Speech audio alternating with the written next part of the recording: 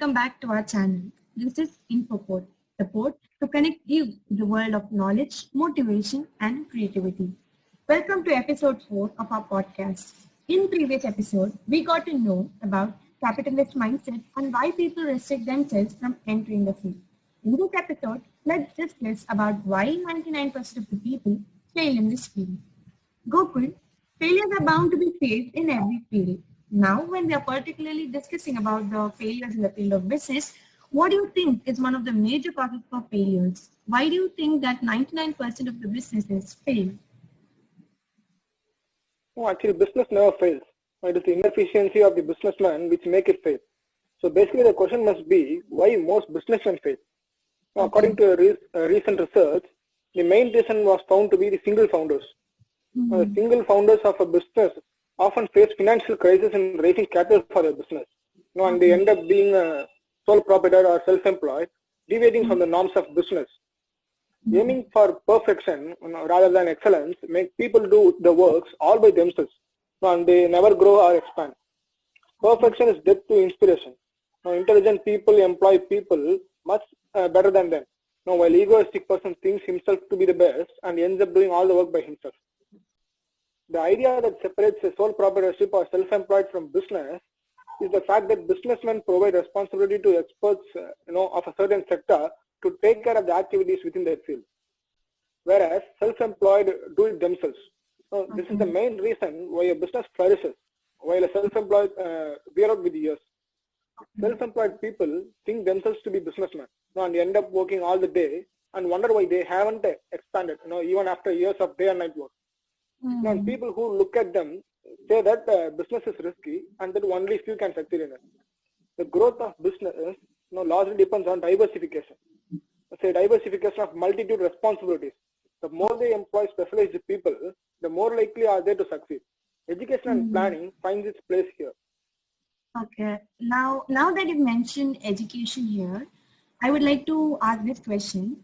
We had discussed about financial literacy in detail in an earlier episode. So do you think lack of financial literacy can also be a factor for failures? Yeah, of course. The lack of financial literacy and management is an indication of fundamental flawed foundation. And erecting a building upon it is insanity, right? There are stories we have heard about riches to rags. The prime reason being the foundation. They aren't able to read the stories that the numbers in the financial report says. So as a result, they make wrong decisions and deteriorate over the years. Calgary Tower is a solid example of a solid foundation. 60% of its weight is under the ground. The reason it stays strong. While the people trying to build on a weak foundation start to lean like a Pisa Tower over the years. Absolutely, Gokul. Now, education or wealth, which one do you think or do you feel is the greatest asset of people? Education, of course. There are many rich who think money to be the greatest asset they have. And they actually deteriorate over the years. To sustain for a long time, one must have supporting streams of income apart from his business. When he solely depends on business for his income and saves it, it says he doesn't have financial literacy. Now the business moves towards insolvency one day, and he doesn't have a steady income to sustain himself. So what most people with this mindset do is they amass a ton of money thinking that it will keep all these fears aside. So this basically arises due to the fear of starting all over again. They are lazy enough to take risks and start from the first. So if they weren't like that, they would have definitely opted education. A great example to say is Steve Jobs. Steve Jobs was fired from his own company, Apple. He was a public failure then. Yet he started all over again because he still loved what he did and the process too. So as a result, he was able to make Next and Pixar. Finally, he was able to again gain control over Apple once again. So it clearly shows what education can get you. The spirit is all that matters. So flourishing of a business mainly depends upon the stability of a personal finance. Financial intelligence solves problems, not money. And that's where most people fail. So anyone starting a business must value education more than money. And thorough analysis of market to out the competition is of course education, right? Yeah, that's an excellent point you've made here, Gokul. To outsmart your competition, you need education. Now that you've used the word competition here, How does the competition affect upcoming business? Some of the businessmen prefer to do business on the safer side without taking risks, right? So, what is your view on it? This is what we term as marginal niche. Choosing a saturated field often implies greater competition and lesser profits. So selection of sector in which the business will work on is a big factor in deciding whether the business will sustain or not. People end up taking a red ocean strategy and kill themselves up with the competition. They are basically trying to play it safe and they are in want of immediate success. While the business with blue ocean strategy grows exponentially, as they take the road that is less traveled and they keep a persistency. Absolutely, Gokul. But in today's world, every person expects instantaneous results and successes. Very few work hard repeatedly with patience.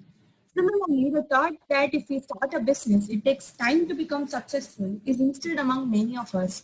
So why do you think such people lose their patience and lose interest on the long run? That is where lack of persistence comes into play. Overnight success is actually an overhyped concept prevailing among people. They expect instantaneous results. In the field of business, people who are patient are rewarded the most. So most people consider a few years to be a long time for business and they end up working 40 to 50 years in a job. Long-term consistency outweighs short-term intensity. So it is not true that it takes a long time for business to be successful. But there are people who have been exception to it like Mark Zuckerberg. It all depends on the luck. By luck, I don't mean something supernatural. Luck is when your preparation meets opportunities. So opportunity can be overnight, while preparation takes time. So it all depends on how efficient are you in grabbing the opportunities before you. Okay, so grabbing opportunities is not only important, but also the efficiency matters, right? Yeah, of course. Okay, so now I would like to present a different type of a situation now. There are many businesses which provide very good quality service and good quality products, but they go unnoticed. Why do they fail? No, that is due to lack of marketing. We have always regarded books as best selling and not best written, right? Yeah. So best written need not always be the best selling and vice versa. So the idea of marketing finds its importance here. Now Steve Jobs is again an example of a pioneer in the field of marketing. Apple has got bravado, for their key players when it comes to marketing. So you don't convince the buyer, you attract him towards buy what he wants. Marketing doesn't always need to be big advertisements and banners. Word of mouth is one of the biggest marketing strategies that business fail to notice. It all comes with treating customers with dignity and satisfying them. Okay. Most of the businesses begin with the primary aim to give the best quality products and services to the people. Later on, in many cases, the concentration shifts to making profits, so resulting in a decline in the quality of the goods and services that they are producing. So this is injustice towards the customer, isn't it? Yeah, of course. Customer satisfaction is the biggest thing, that is biggest motive that one organization must have. Satisfied customers is one of the biggest marketer he might get. Word of mouth starts from a satisfied customer. A business which values profit more than customer eventually fail to sustain themselves. So when customer seeks what he wants, he fills your pocket. And that is what basically we mean by customer satisfaction. You must treat them with dignity. That is all that matters. Okay. And another aspect is lack of trained employees. Many organizations don't focus on training employees. They just focus on squeezing them to extract work. Many do fear that teaching all the necessary skills can make an employee independent and he may leave the organization for better opportunities. But what if you don't teach them and they stay? That is definitely going to eat your income and profits, right? Yeah. So it is important to train employees efficiently and make them capable of the work. That is all about the reasons to fail. Okay. We have witnessed many businessmen who excel in the beginning. They will have an amazing pace in the beginning, but as time passes by, we will find that there's a setback in their pace. So what could be the reason for this kind of a setback to occur? This is what we call as a lack of vision. They need to have a clear and far-sighted vision. And when they don't, they circle around the same field. And in an established field, competition grows exponentially, eventually making them wear out. Okay. So it is necessary that they choose to act upon unestablished and undiscovered fields to execute the blue ocean strategy.